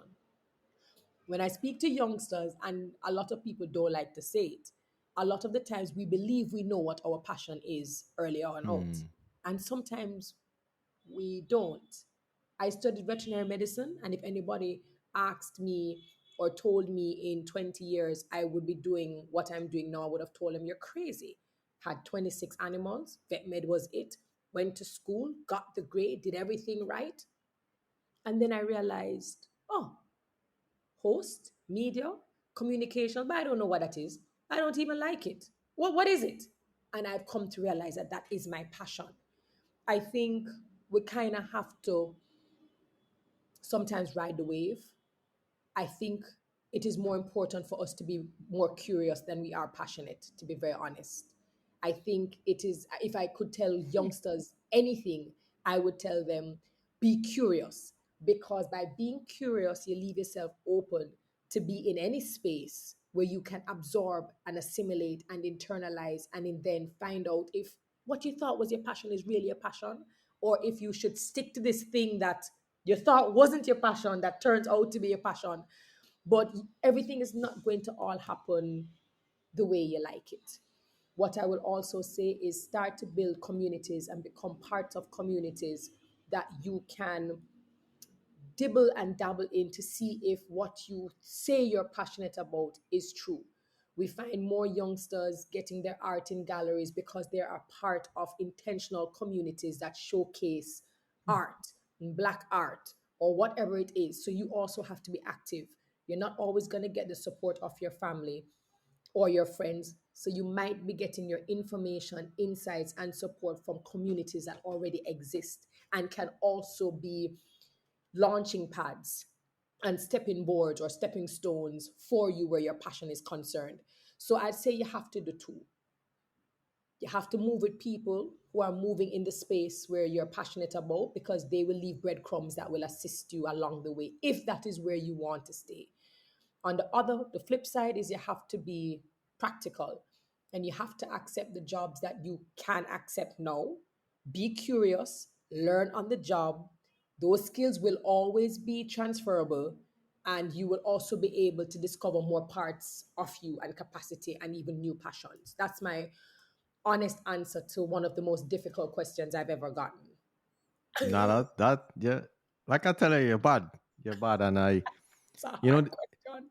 the main challenge I have is that I don't want to say I want to help everybody. I want to see everyone enjoy this great life. From a financial perspective, at least having that that Agreed. aspect of it taken care of, so they can manifest on themselves in freedom to some degree of how they want to pursue life. And I think a lot of it comes down to what you're sharing is it's situational. You're not necessarily knowing where things will pan out. You are staying intentional. You're staying extremely curious, and you're really not afraid to work for free, which I was very grateful at you to hear in your story. Yeah, So, and it's fair as well. I think it's fair that mm, prevents a lot of people from stepping out even after they've been curious and they know within their hearts they've arrived and they can now take a bet on themselves. It's the fear that keeps them, because then they don't know if they step out, if they'll be as sustainable or if it'll be as viable as they want. And so fear has a lot to do with it.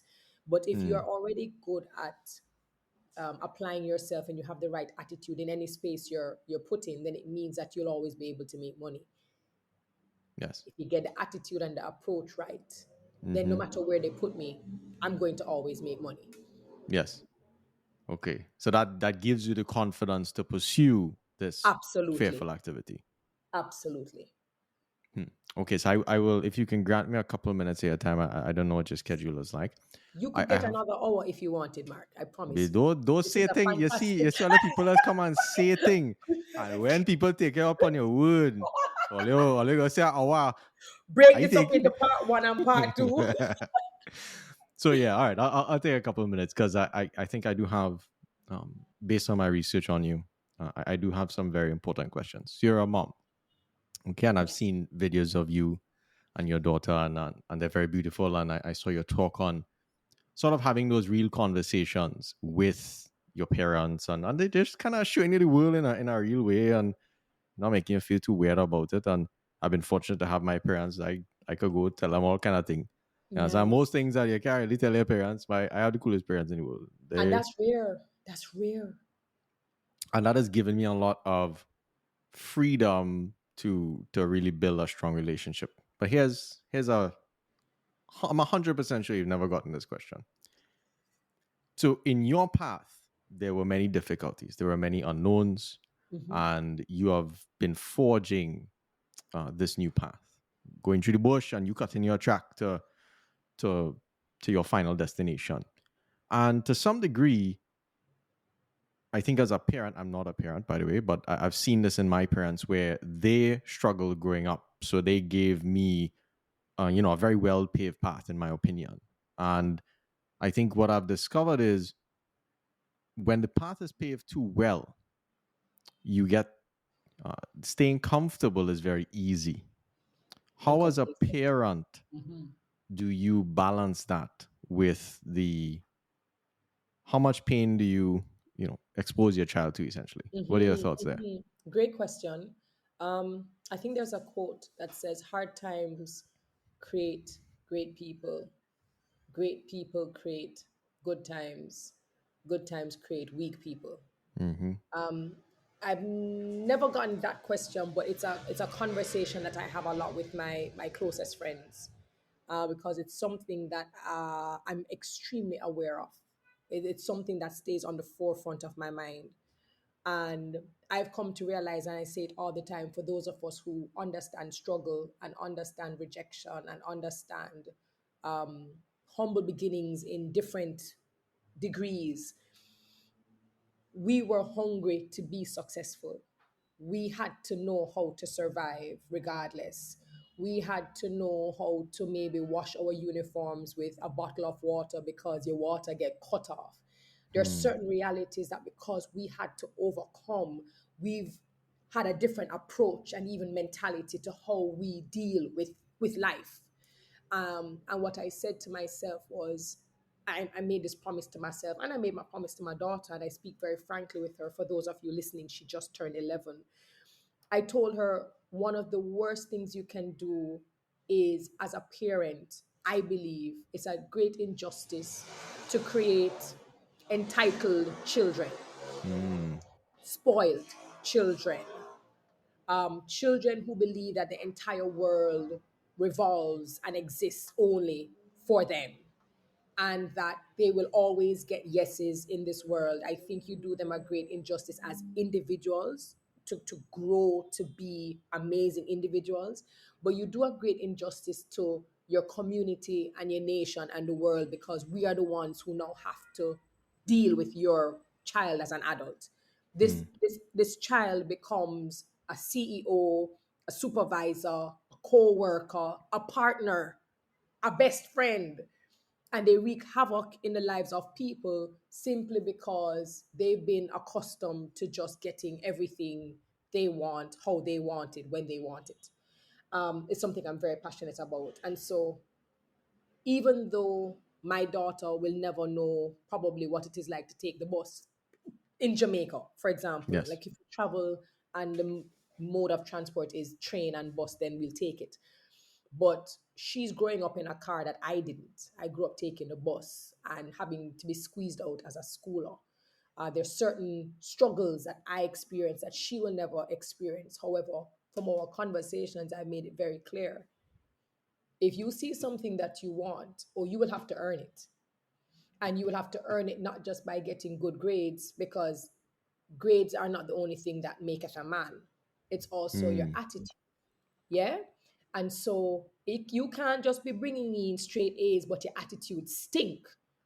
Because if your attitude stink, then you're still not succeeding as a human being, in my opinion. Mm. So you have to have the right approach when it comes to dealing with people and seeing people, and how you speak to elderly, your family members, all of those things I assess. And then I will say, okay, you are deserving of this because look at what you've done.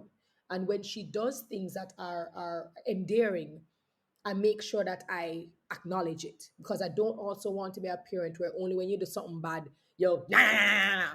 But when you do something great, fantastic job. I told her my idea is to make her as great a person as she can be now, so that she will be a great citizen, a great global citizen, not even just a Mm. Jamaican, but global citizen. And it's because we had these kinds of conversations, and we post some of them. That's why I got invited to do my TEDx talk in Ah, Birmingham. very It cool. was because they wanted a topic that spoke about unleashing the potential of children.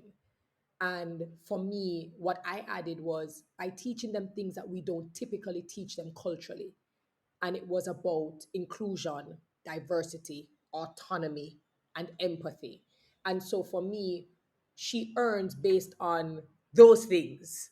Yes. And I made it very clear that the entitlement thing is not going to work, and that life is not going to be a bed of roses. So I tell her no.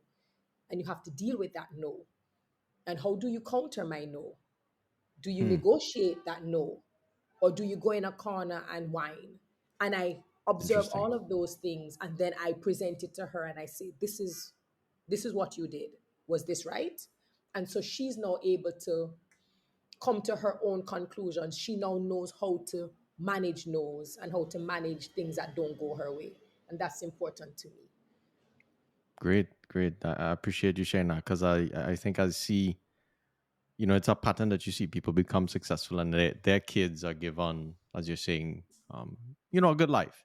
And Mhm. I think even seeing the parents of my struggles went through, and I seen like the strength of my parents. And then when you have certain things taken care of, there's, I think, the learning experience are not necessarily always there. And that's why for me, I pursue fitness, just because I'm artificially inducing that stressful environment, right? Because I didn't Oh, grow up poor.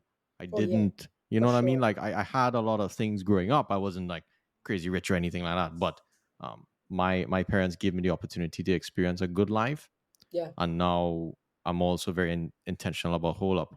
Like, my ancestors didn't sacrifice, everything for me to come to the land of opportunity. I call America the land of opportunity to sit down and be comfortable. You know what I And mean? Like, just, yeah, for sure. and And and even just extra, look, what you're saying? no, I'm saying just a breeze now, and I just sit down and oh yeah, I make it. I'm good. Yeah, oh, absolutely. And I think as you going back to your fitness journey, by putting her in extracurricular activities, she does piano on Mondays, she does competitive swimming Tuesdays and Thursdays, she does synchro Wednesdays, she does dancing on Fridays. Those things allow her to manage her time, and I've told her, Hmm. manage your time, and you have to put in the level. Whatever you put in is what you get out. And Yes. so using those avenues as well helps with team leadership, time management, and making sure that they stick to it. And if she come home one day when she started swimming and she said, oh my god, she was in so much pain, I said, yeah, but over a period of time you're not going to feel it. But if you stop, if you choose to start it again, it's going to be worse. Yes. Push through. And so I found that that kind of parenting has worked so far. I won't be perfect in all areas, but for me, it's nice when I see her, for example, very quickly. She just did her end of term exams, and we were preparing for her Spanish exams.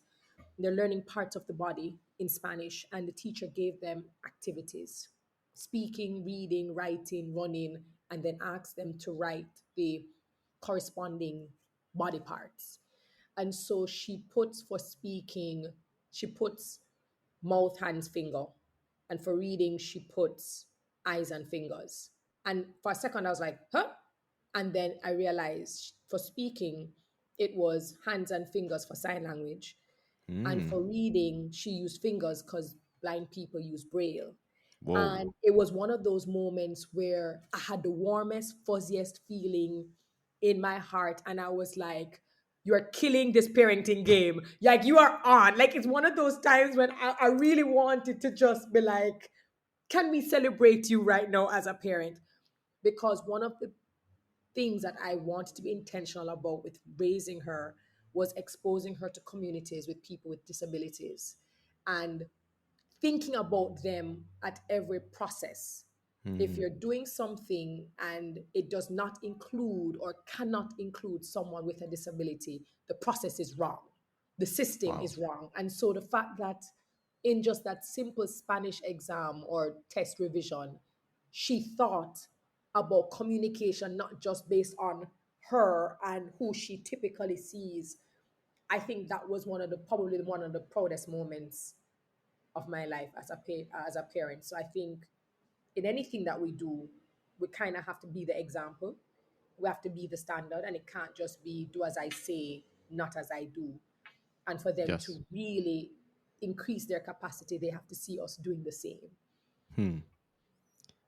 That was a beautiful story. I have three questions for you. Thank Okay. you. Go right I'll ahead. try to keep them. How do you maintain your health? That's a hard one. In fact, of all the things I've ever done, it was my hardest. Hmm.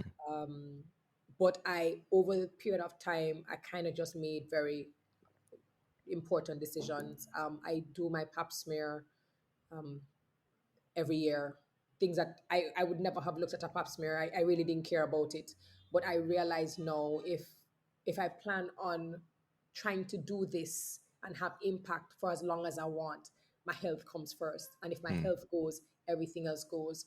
And so from mammogram, which I just did for the first time at 40 last year, is something that I'm going to do my pap smears, to do my doctor's checkups, and even cutting out things that I could not do without, like Pepsi, Coca Cola.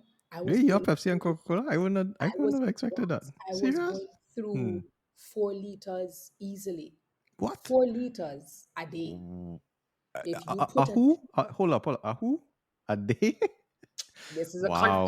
confession is good for the soul, right, man? Nah, nah, that's serious, boy. That's serious. You Nah, chop, nah. you Okay. chop a two Wow. liter Coke in front of me. I am gonna take those 5 glasses and I'm gonna be done within half an hour. I was My gosh. drinking Wow. Coke and Hmm. Pepsi like how people are supposed to drink water. And that Wow. was one of the hardest things for me. Even now, I still get urges and I go to freezers in the supermarket and I stare at the Coke, or if I see someone pass with a Coke in a restaurant, I really want it. But Mm-hmm. it's one of those decisions that I've made to try to cut the amount of sugar, understanding that NCDs are the largest killers, especially of Black people and Mm-hmm. Caribbean people. It's the cholesterol, the diabetes, and all of those things. And it's because it is tied to what we eat and how we diet. And so I've curbed that, which I'm extremely proud of. And I know I have other areas to cut in terms of eating properly. But these are things I never would have thought about. I just get up and go.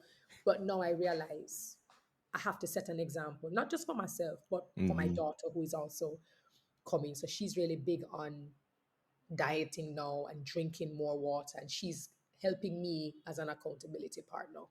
Oh, that's beautiful. Cool.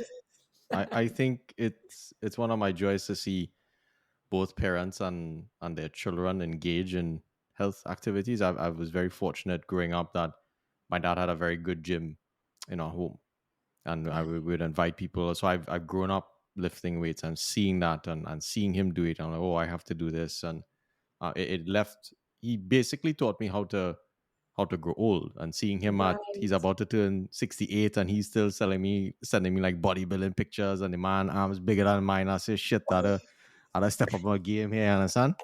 So when old men, when fellas and I come and tell buy 60 so buy 60 so I was like, I can't go and tell my father when I 60 something, you just look at Right. me like, what's your problem? You That's understand? true.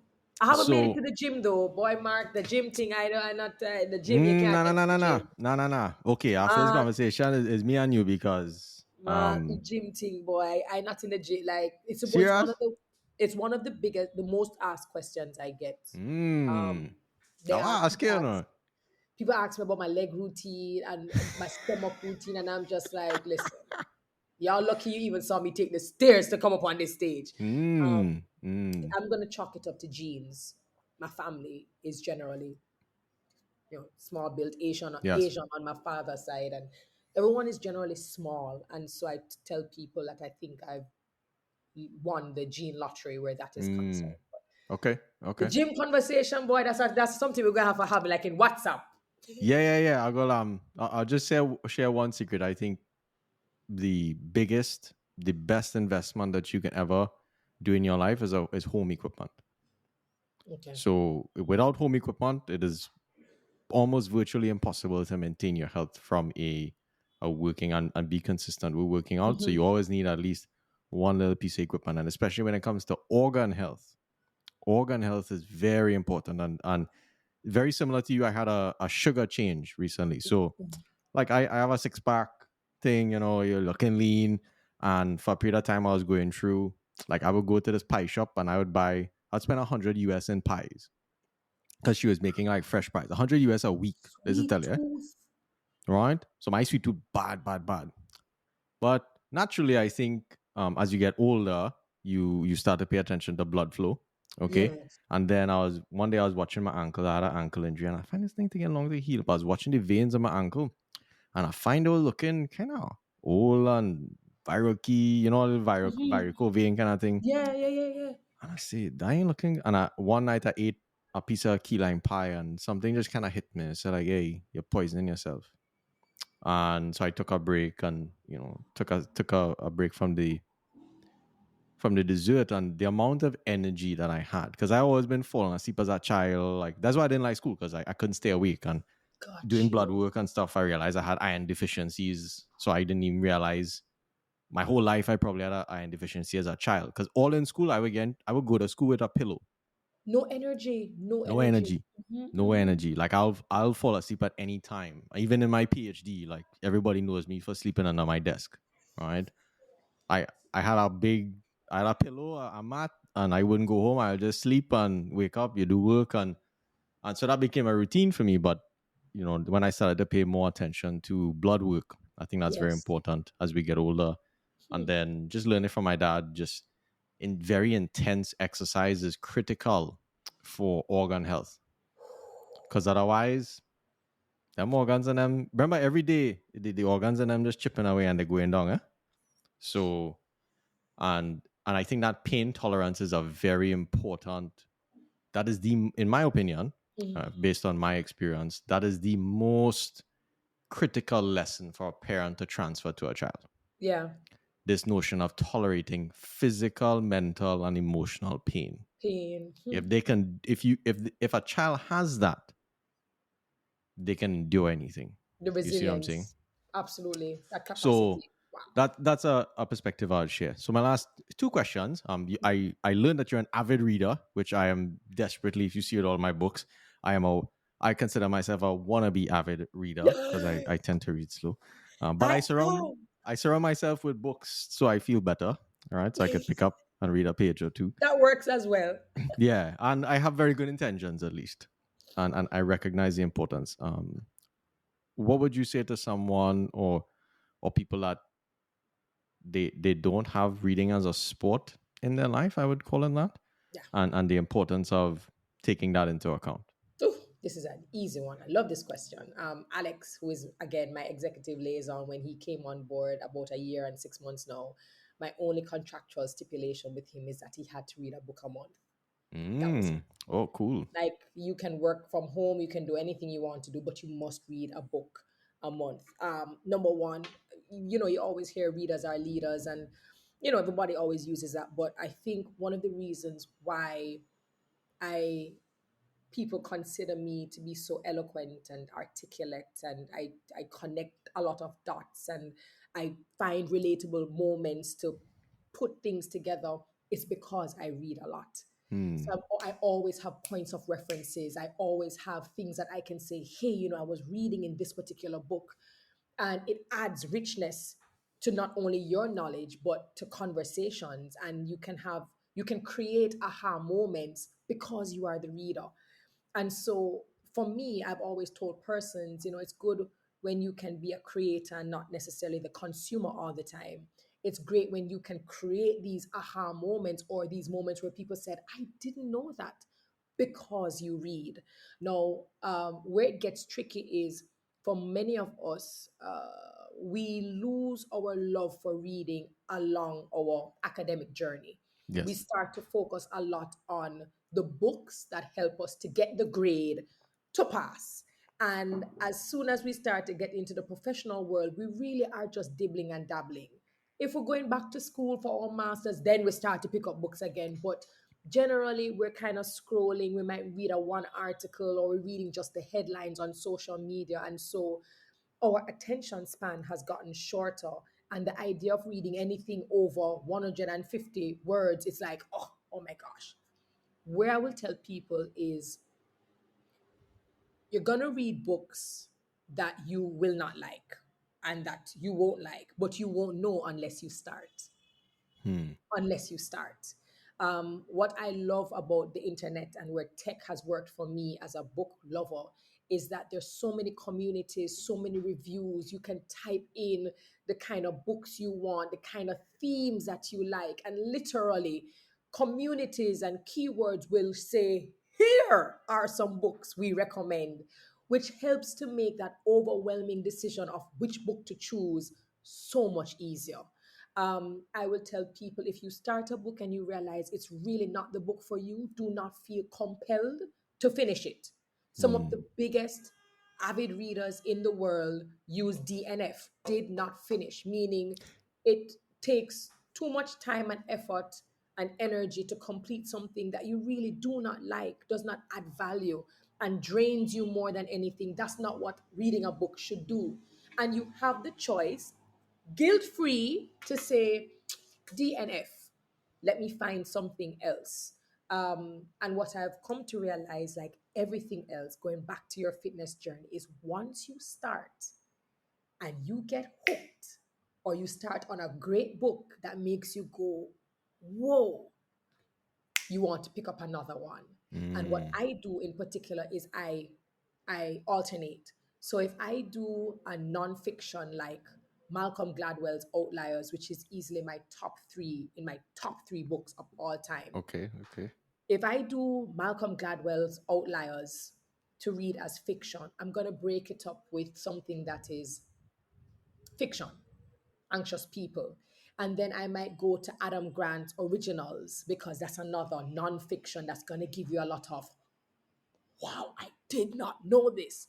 And then I break it up with another nonfiction. And so I always want to be taking in information that teaches me, and then information that entertains me, then Hmm. information that educates me, and information that, and so I do that to also break up the the types of books that I read. And No, I'm gonna. I don't ever feel pressured to read books that everybody else has read. Hmm. I don't feel pressured to do that. And it makes for a nice reading list. So you do keep a reading list. Oh, yes. I keep a reading list. And for example, Alex has access to 100 of my books on Audible, that he Beautiful. can go in and read anytime. There's some books that I reread, and there's some books that I always recommend. And everyone always comes back and says, awesome. All right. That's my. I was supposed to be my last question, but okay, have a zinger. And memoirs. Tell me. Don't forget memoirs. I think Yes. memoirs So are I did also, learn that about you. love memoirs. Yeah, yeah, yeah, yeah. What do they Absolutely. do for you? Pardon? What do memoirs do for you? I think I think what it does is it is an honest, open account of people's lives, especially people who we idolize or people who we see just killing it at the top of their game, and to read their history, their past, their demons, their failures, their mistakes, the depression, just the bad parts, and to see how they were able to come out on the other end and survive and thrive and to now inspire others. I think there's always something to apply, there's always something relatable, and it also shows you that it can be done.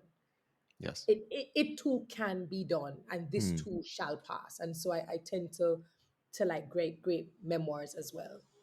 Cool. I will be taking your. I'll try your alternate reading strategy because if you see my thing is either And non-fiction, technical.